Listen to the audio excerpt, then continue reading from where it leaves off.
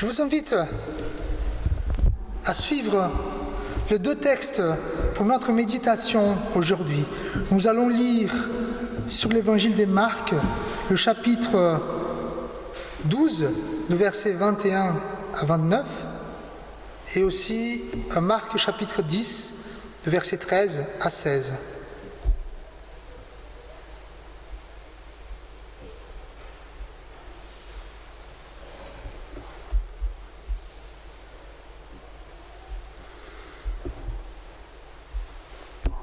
Pardon, c'est Marc chapitre 6, du verset 21 à 29. Le premier texte. Cependant, un jour propice arriva lorsqu'Hérode, à l'anniversaire de sa naissance, donna un festin assez grand aux chefs militaires et aux principaux de la Galilée. La fille d'Hérodias entra dans la salle, elle dansa, et plut à Hérode et à ses conviés. Le roi dit à la jeune fille, « Demande-moi ce que tu voudras, et je te le donnerai. » Il ajouta avec serment, « Ce que tu me demanderas, je te le donnerai, fût-ce la moitié de mon royaume. » Étant sortie, elle a dit à sa mère, « Que demanderai-je » Et sa mère répondit, « La tête de Jean-Baptiste. » Elle s'empressa de rentrer aussitôt vers le roi et lui fit cette demande, « Je veux que tu me donnes à l'instant sur un plat la tête de Jean-Baptiste. » Le roi fut attristé, mais à cause de ses serments et des convives, il ne voulut pas lui faire un refus. Il l'envoya sur les champs en garde, avec ordre d'apporter la tête de Jean-Baptiste. Le garde allait décapiter Jean dans la prison et apporta la tête sur un plat, et il la donna à la jeune fille. Et la jeune fille la donna à sa mère. Les disciples de Jean, ayant appris cela, vinrent prendre son corps et le mirent dans un sépulcre. C'est le premier récit. Et le deuxième, c'est sur Marc chapitre 10, versets 13 à 16. On lui amena des petits enfants, afin qu'il les touchât. Mais les disciples réprirent ceux qui les amenaient. Jésus, voyant cela, fut indigné et leur dit, « Laissez venir à moi les petits enfants, et ne les en empêche pas, car le royaume de Dieu est pour ceux qui leur ressemblent. Je vous le dis en vérité, quiconque ne recevra pas le royaume de Dieu comme un petit enfant n'y entrera point. » Puis, il les prit dans ses bras et les bénit en leur imposant les mains. Voici la parole de Dieu, je vous invite à la prière. Seigneur, nous avons ici deux textes qui nous éclairent, qui nous montrent le chemin. Il y a un contraste ici. Aide-nous à les comprendre. Et que moi, en tant que pasteur, que je puisse dire seulement ce que tu veux. Bénis-nous, Seigneur, ce matin. Au nom de Christ. Amen. Voilà, frères et sœurs, un texte que je voulais prêcher depuis longtemps, mais j'ai attendu quand même les 15 août pour vous parler. Pourquoi ? Parce que ce texte parle des enfants, parle de la nouvelle génération qui est déjà là. Donc je commence avec une question. Souvenez-vous de votre temps au catéchisme. Je crois que la plupart de vous a fréquenté les catéchismes. Peut-être avez-vous eu des expériences traumatisantes, je ne sais pas, comme avoir un pasteur extrêmement strict, exigeant, ou même impoli, ça arrive. Peut-être vous avez eu un ou une catéchète dépourvue de patience, même grincheux. Et peut-être les leçons du catéchisme ne vous a vraiment pas plu. Alors, mais quoi qu'ils soient les souvenirs. Je suis convaincu que vous avez également vécu des belles expériences. L'amitié, la fraternité, et peut-être vous avez eu la chance de rencontrer un pasteur et un catéchète exceptionnel. Quoi qu'il en soit, l'essentiel réside dans ce que vous avez reçu. Ça veut dire les fondements de la foi chrétienne. Ces fondements qui vous ont aidé, qui vous ont influencé dans vos décisions en matière de la foi, en matière de croyance. Un jour, lorsque le monde enchanté de l'enfance se fasse, en laissant la place à la tristesse du monde adulte, au moment où tout semblait perdu et désespéré, vous avez puisé dans ces fondements pour découvrir une foi inébranlable en Christ, une source d'amour et d'espoir qui vous a soutenu et qui vous soutient même aujourd'hui. Mais faisons une petite réflexion quand même. Dans notre époque, aujourd'hui, les enfants ne participent plus au catéchisme. Et cette réalité n'est pas propre à notre paroisse. Quand on en parle aux autres pasteurs, c'est pareil. Il y a de moins en moins de catéchumènes. Cependant, pour moi, je suis préoccupé. Je suis préoccupé parce qu'il y a une question qui envahit mon cœur. Alors, la question est la suivante. Quelle source les enfants d'aujourd'hui puiseront-ils pour trouver la force lorsque leur monde enchanté s'effondrera? Frères et sœurs, que vous soyez grands-parents, parents ou simplement membres de notre communauté, nous constatons dès à présent que nos enfants sont en train de subir les dysfonctionnements de ce monde. Des mots tels que le consumérisme, les troubles psychologiques, on voit ça chez les enfants, de dépression, anxiété, même les suicides. Les familles brisées, des vies illusoires qui nous présentent les réseaux sociaux. Alors, les enfants ont la responsabilité de réparer le monde, une charge écrasante qui pèse sur leurs épaules. Comme l'a exprimé un philosophe, le monde est tellement mal parce que les adultes d'hier nous ont laissé ce monde et ils attendent de nous qu'on répare leurs dégâts et ça va tomber tout sur les épaules des enfants. Toutefois, chers amis, il est crucial de rappeler que toutes ces difficultés sont abordées sans la présence de Dieu. Le salut ne réside nulle part ailleurs. La source ne se trouve plus. Quel est l'avenir de nos enfants? Vous avez eu la chance, j'ai eu la chance, on a eu des catéchismes, on a eu au moins une opportunité de choisir, de croire ou de ne pas croire. Et nos enfants d'aujourd'hui.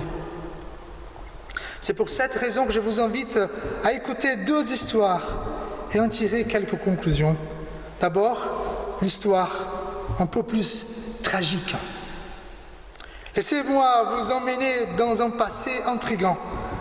Lors d'une belle fête d'anniversaire, organisée par le roi Hérode, c'était son anniversaire. Imaginez-vous cette célébration avec l'abondance de nourriture, la bonne musique, le vin qui coulait à flot, le roi qui est entouré de ses amis, des grands de l'époque. Il baignait dans un moment de joie, tous réunis pour honorer le roi. Cependant, au sein du même palais luxueux s'est trouvée une prison, un contraste intéressant. Une prison qui retenait un homme du nom de Jean-Baptiste. Peut-être vous connaissez Jean-Baptiste. La raison de sa détention, Jean-Baptiste était un prophète qui s'opposait au mariage d'Hérode et sa femme Hérodias. Pourquoi? Parce que Hérodias était avant marié avec Philippe. Qui était Philippe? Philippe était le frère d'Hérode. En plus, Ce qui aggrave la situation, Hérodias était la maîtresse d'Hérode pendant qu'elle était encore mariée de Philippe. La condamnation de Jean-Baptiste résultait de sa dénonciation audacieuse à ce mariage scandaleux. Hérodias, animée par la colère, nourrissait une haine profonde envers le prophète. Elle voulait sa mort, mais les mains de son mari étaient attachées par des limites morales et par une affection bienveillante envers le prophète. Après tout, même pour les rois, tuer un prophète en Jérusalem ne semblait pas très approprié. Là, nous partons à l'acte 2 de cette histoire, où une stratégie sinistre s'est tissée dans l'esprit d'Hérodias, une femme calculatrice et déterminée. Elle avait hâte de cette fête, car à cette fête, elle aurait une opportunité inestimable. Enfin, elle pourrait mettre en exécution son sombre dessein, la mort du prophète, la mort de Jean-Baptiste. Alors, avec une connaissance intime de la nature de son mari, elle savait que lors de ces festivités, l'alcool l'emporterait, faisant vaciller sa rationalité et suscitant des promesses insensées. Hérodias avait prédit avec justesse: si le roi s'engage devant ses invités, il sera tenu de respecter sa promesse. Une question perfide tournait en boucle dans sa tête. Quel appât pourrait inciter Hérode à prêter serment de manière irrationnelle? Elle était bien consciente de la faiblesse de son mari pour les charmes féminins, et ainsi sa décision se forgea. Elle devait trouver une danseuse évoante, capable de séduire le roi au-delà de toute raison et le pousser à sceller le destin de Jean-Baptiste. Le choix inquiétant d'Hérodias se porta sur Salomé, sa propre fille. Salomé était la fille d'Hérodias avec Philippe, donc la nièce d'Hérode. Un jeu dangereux s'est déroulé dans cette fête. Salomé, une enfant de seulement 12 ans, était malicieusement propulsée dans un rôle sinistre, dépassant de loin son âge tendre. Nous passons au dernier acte. Au cœur de cette célébration, un moment intriguant se déroule, annoncé avec une ambiance de mystère. Au milieu de la fête, une danseuse fait son entrée devant le roi et ses invités. Cette jeune fille, vêtue d'une robe à la sensualité.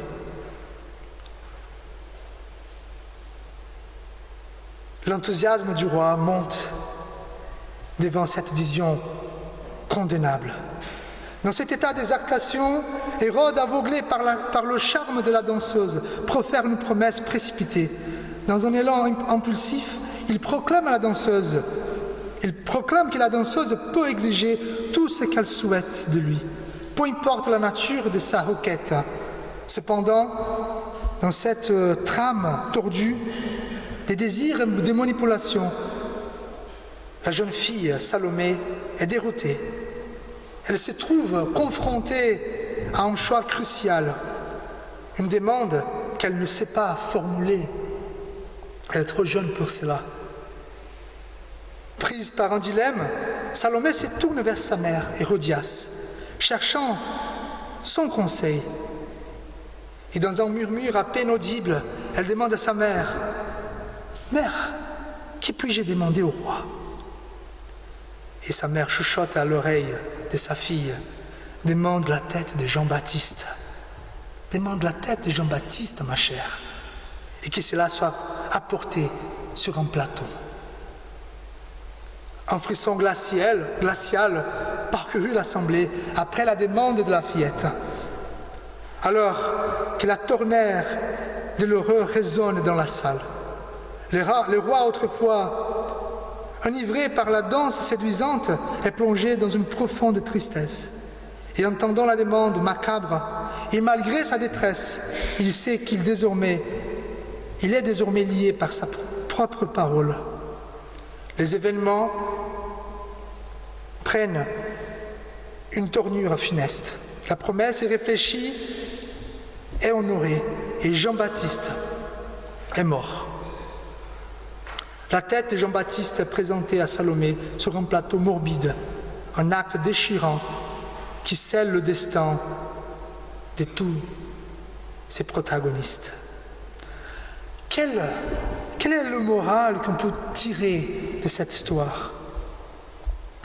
Alors, on voit une femme, Hérodias, une perverse narcissique, exulte d'avoir réalisé ces sombres desseins.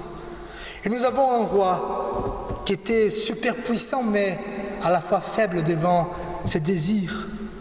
Il était piégé dans un réseau de passions et de faiblesses. Cependant, le personnage le plus intriguant de cette histoire reste encore Salomé. Initialement propulsée dans un monde de séduction et de convoitises, elle devient rapidement l'objet des désirs de nombreux hommes. Sa beauté a mené au sommet de la hiérarchie sociale, mais ça va aboutir d'une façon tragique. Elle a eu un changement. La fillette devient la tueuse de Jean-Baptiste. Alors, ensemble, nous voyons cette histoire.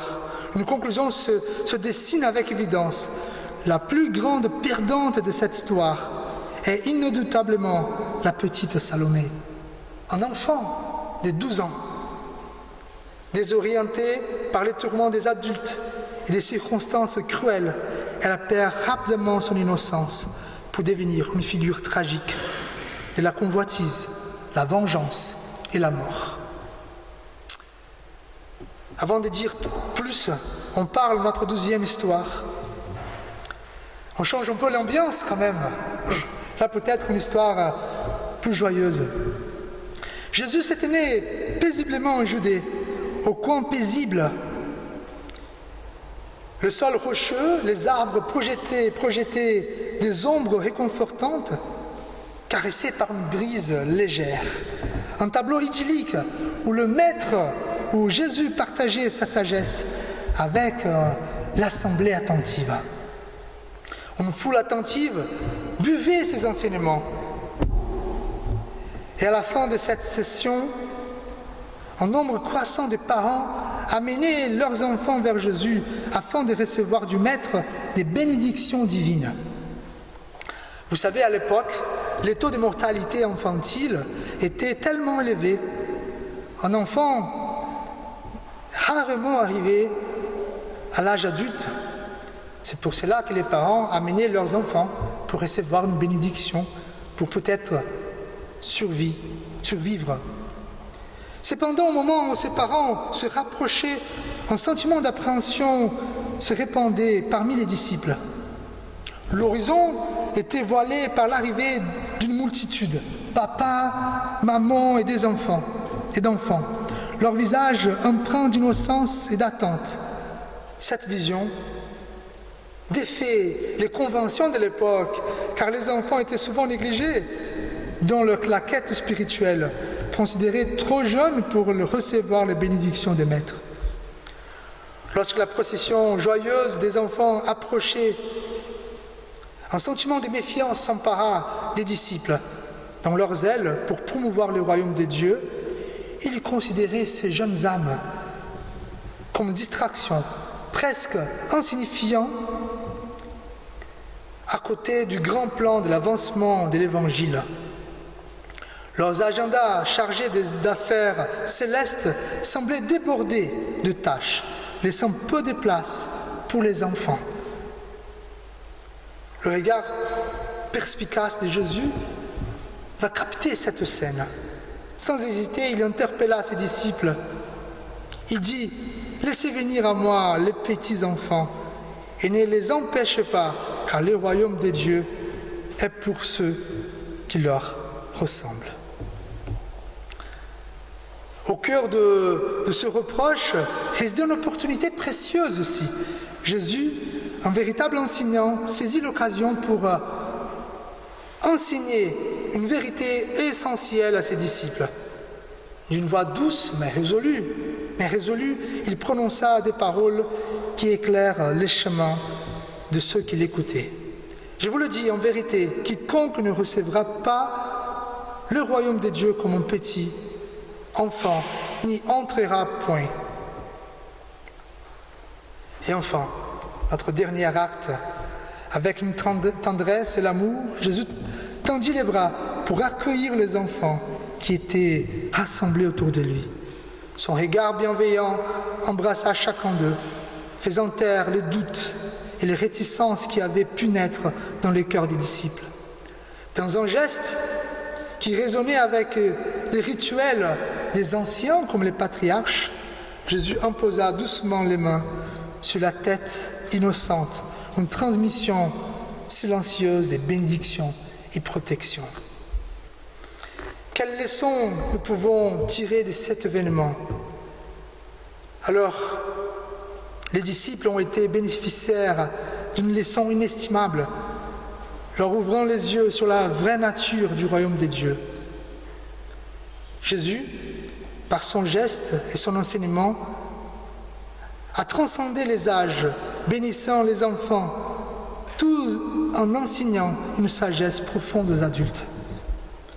Alors dans ces jeux des gagnants, parce qu'il n'y a que des gagnants ici, tout le monde va recevoir la bénédiction de Dieu. Ainsi, dans cet épisode, on prend des grâces et d'enseignements. Tous ceux qui étaient en présence de Jésus en sont sortis gagnants. Les enfants et les adultes ont partagé une expérience qui a transcendé les limites de l'âge. Cette rencontre avec Jésus, cette transmission d'amour et de bénédictions reste un appel intemporel, que la foi ne connaît pas de barrières et que tous ceux qui se tournent vers lui peuvent être bénéficiaires de sa grâce infinie. Alors je vais conclure ces moments. Nous avons ici Hérodias et Hérode, par rapport aux deux récits que nous venons de lire, symbolisent le monde. Il est crucial de reconnaître que le monde extérieur ne partage pas forcément les mêmes valeurs que nous, pour nos enfants. Et si vous vous êtes rendu compte, les deux histoires racontent les rapports avec les enfants. Et donc nous avons Hérodias et Hérode qui symbolisent les mondes, qui n'a pas les mêmes valeurs que nous avons pour nos enfants. Et la deuxième histoire, nous avons Jésus et son regard sur les enfants. Leurs frères et sœurs, je sais que le monde n'est pas si mauvais que ça. Je suis certain que nous faisons confiance à beaucoup de choses qui se passent. Mais je voulais attirer votre attention pour vous dire, il faut que nous amenions nos enfants vers Jésus-Christ. Il faut que nous les laissons aller vers Jésus-Christ pour qu'ils soient bénis. Oui, j'ai craint l'avenir des enfants. Je ne suis pas le seul. Si on regarde un peu tous les philosophes, même des présidents, tout le monde est préoccupé par rapport à l'avenir de nos enfants. La question est, vers qui nous amenons nos enfants? Évidemment, le monde, l'école, l'éducation nationale, le gouvernement, il n'a pas de vraie responsabilité. C'est à nous, c'est à vous, les parents, les grands-parents, c'est vous qui avez responsabilité sur vos enfants. Alors vous savez, les cœurs des enfants, c'est comme une maison. Voilà, une maison vide. Le premier qui arrive à cette maison va y habiter. La question est qui va arriver en premier. C'est pour ça que c'est ma demande, c'est ma supplication aujourd'hui, afin que l'Esprit Saint touche vos cœurs. N'oubliez pas les enfants. N'oubliez pas les enfants. Amen. Je vous invite à la prière. Seigneur notre Dieu, aide-nous, Seigneur, à ne pas être comme Hérodias et comme Hérode, à mêler les enfants dans les affaires d'adultes. Seigneur, aide-nous aussi à ne pas être comme les disciples qui mettent des barrières aux enfants pour qu'ils viennent à ton Fils. Mais Seigneur, que nous ne soyons pas non plus Jésus-Christ dans le sens que nous voulons sauver les enfants parce que nous ne pouvons pas. Il n'y a que Christ qui peut sauver les enfants. Mais que nous soyons ceux qui amènent les enfants jusqu'à la présence de ton Fils. Et nous pouvons aider les enfants à marcher vers Jésus-Christ. Et là-bas, devant notre Sauveur, les enfants prendront la décision qui les a due. Seigneur, aide notre Église, aide toutes les paroisses dans ce monde. Amen. Bon, quelques annonces.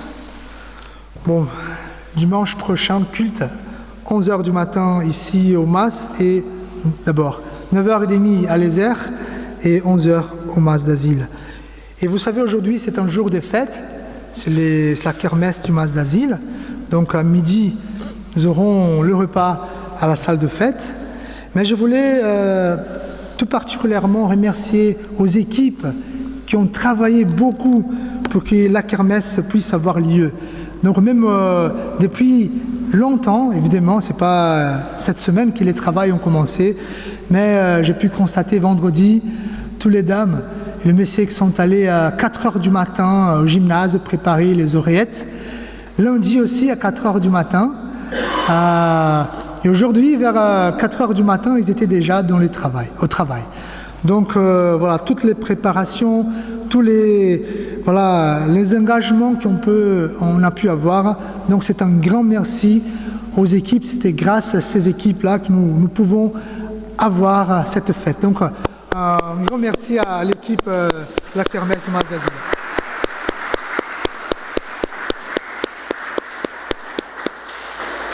Je vous invite à la prière d'intercession. Prions. Seigneur,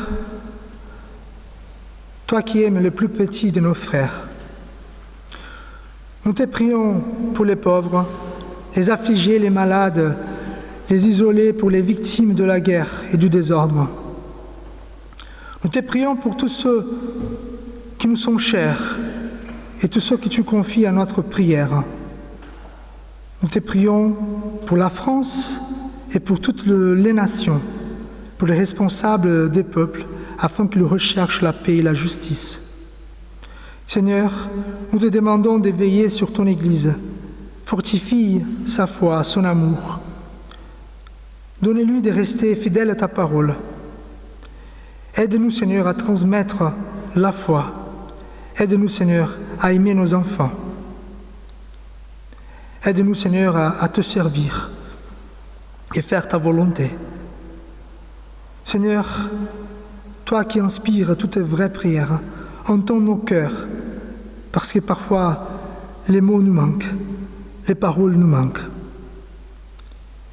Fais que nous recevions dans la foi ce que nous demandons, selon ta promesse et selon ta volonté.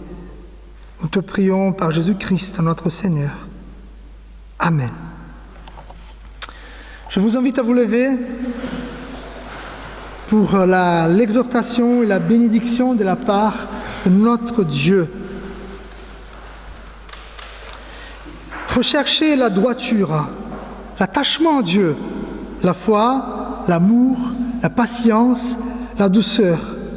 Combattez les bons combats de la foi. Et que la grâce de Jésus-Christ, notre Seigneur, l'amour de Dieu, notre Père, et la consolation du Saint-Esprit soient avec vous tous, aujourd'hui et à jamais. Amen.